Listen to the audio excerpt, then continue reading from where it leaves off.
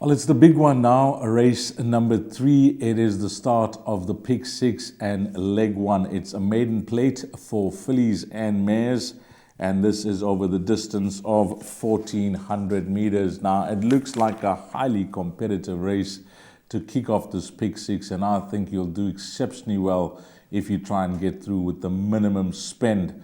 Horses to keep an eye on, well, there's one horse that I really like, but for the draw, and that's horse number 14, Cashew, for Wayne Bardenhorse and Barbara Kennedy.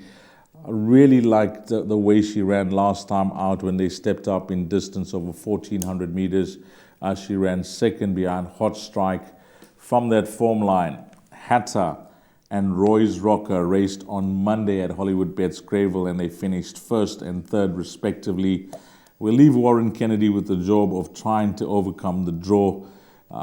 I think that if she does get over, maybe gets into a nice striking position turning to the home straight, she'll have an outstanding chance of winning this. That's horse number 14, Cashew. Number 5 is Shield of Maiden from the Duncan House stable. Now, yeah, this damn bump and grind, she's just been prolific at stud. She's produced some talented sprinters, the likes of Via Africa, Elusive Enchantment, and many other useful sorts. And this daughter of William Longsword, now they try over 1400 meters. So whilst there is a question mark over the distance, I think just on the way Duncan has brought this filly along, she has to be considered for the pick 6. Horse number 2, New Orleans, Carl Hewitson and Anton Marcus. Well, she's been off for 4.5 months, but not the worst of runs before the layoff. And when you look at her form, 1,000 meters, 1,200, I think this filly is looking for 1,400 meters plus, and she's nicely drawn at 2. And then the others to look at, the one other runner that I liked in my top 4 selections is going to be horse number 10, Lily of Orange from the Dean Kannemeyer stable.